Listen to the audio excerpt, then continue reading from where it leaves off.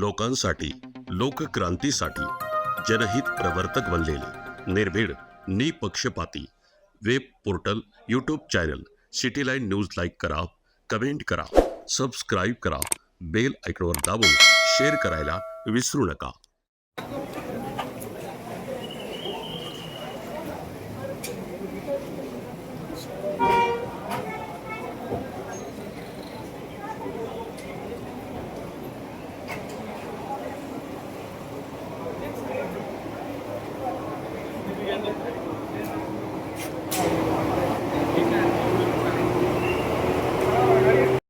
बाबा त्यांनी काहीतरी नवीन बंधू बाबा समोर येतोय.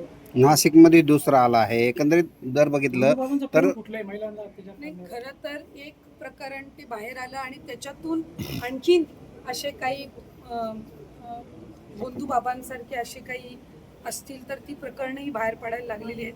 खरं तर एका अर्थाने ती एक जनजागृती एक माध्यमांच्याकडून म्हणा किंवा याच्यातून म्हणा ही लोकांपर्यंत होते. ही एका बाजूला एक सकारात्मक बाब सुद्धा आहे, पण दुसऱ्या बाजूला अशा पद्धतीच्या निंदनीय घृणास्पद घटना या राज्यामध्ये होणं हे सुद्धा तितकंच दुर्दैवी आहे.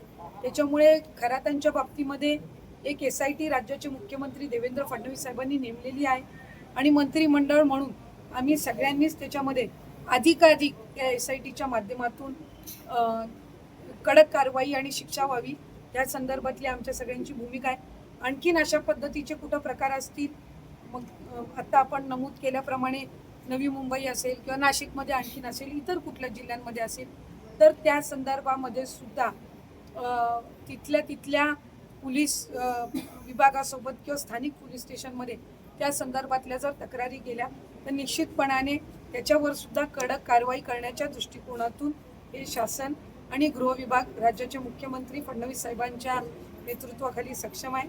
या व्यतिरिक्त सुद्धा आपल्याच जिल्ह्यामध्ये आणखीन एक जी दुर्दैवी घटना निंदनीय अशी घडली होती. आणखीन एक बाबांनी काहीतरी अत्याचार केल्या संदर्भामध्ये, तर त्या पीडित मुलीसोबत सुद्धा मी म्हणजे तिच्यासोबत सुद्धा मी संपर्क केला.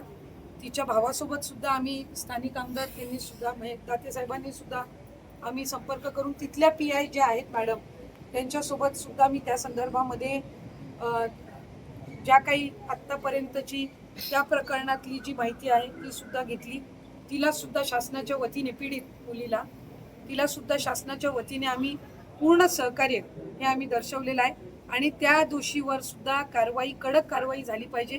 यामध्ये पोलीस विभाग असेल, महाराष्ट्र शासन असेल, हे पूर्णपणाने त्या पीडित कुटुंबाच्या बाजूने.